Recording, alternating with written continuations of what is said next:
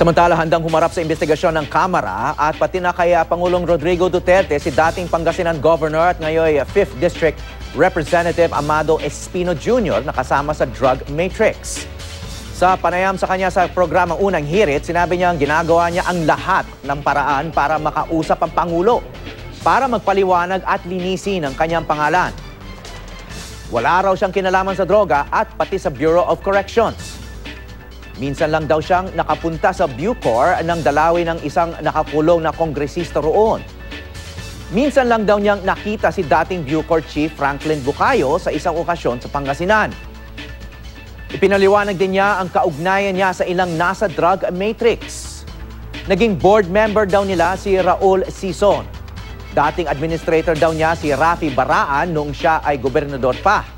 Ngunit wala raw kasalanan o kinalaman si Baraan sa droga. Minsan lang din daw sila nagkita ni dating Justice Secretary at ngayon Senadora Laila De Lima pati ang dating driver nitong si Ronnie Baraan o Ronnie Dayan. Nagkita raw sila sa isang kasalan sa Pangasinan. Pero giit niya hindi raw sila maaring magsama ni De Lima dahil mismong si De Lima raw ang nagsampa ng ilang kaso laban sa kanya noong nasa Department of Justice pa ito.